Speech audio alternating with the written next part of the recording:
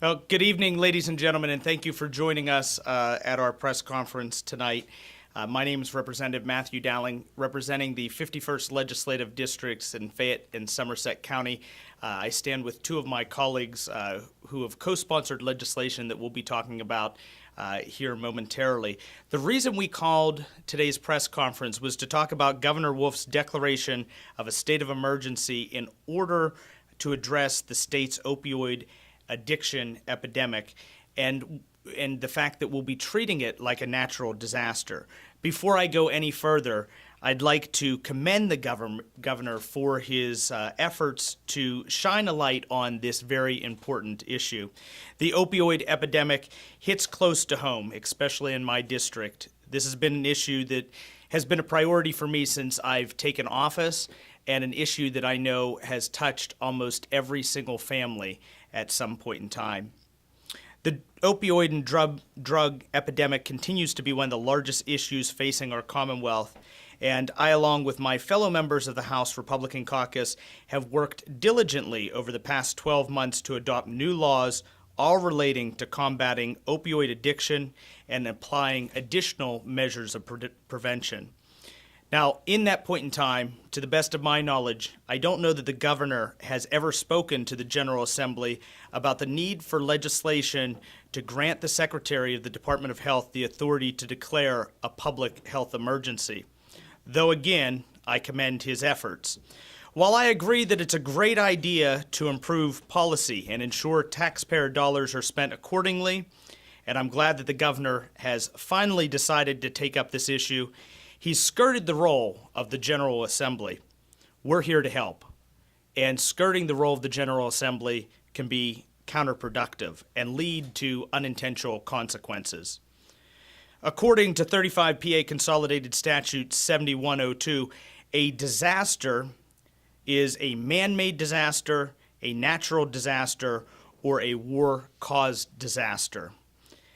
A declaration of emergency, as defined by Title 18 of the PA Crime Code, limits, among other things, the Second Amendment rights of law-abiding citizens. And that's why we've come together today to talk about one of those consequences that working alone without the General Assembly as a whole can lead to.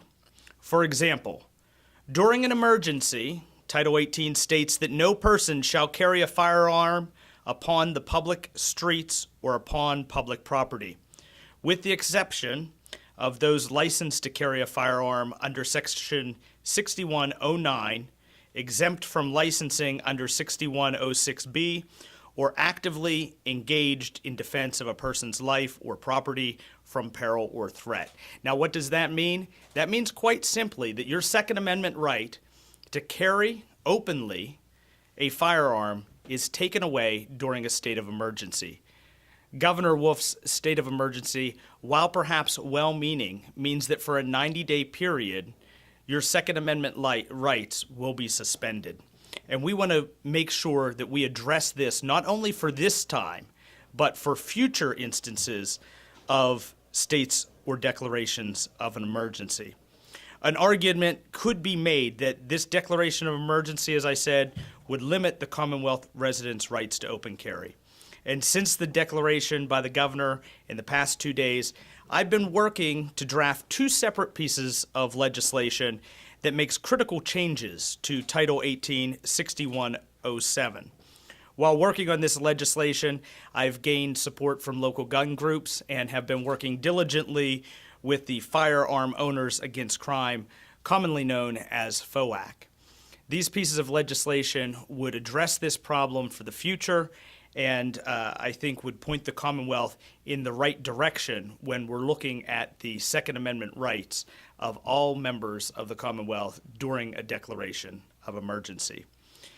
I know that there are others within the State House that are working on separate bills, separate pieces that address this very issue, and I am excited to be going back to Harrisburg towards the end of the month, where we will come together, perhaps merge some of these bills and ideas, and hopefully run something very quickly on the House floor that will allow us to address this very critical issue. I thank once again my colleagues for being with me for today, for their co-sponsorship. for their mentorship, and for their support in providing protection for all members of the Commonwealth and their Second Amendment rights. Thank you.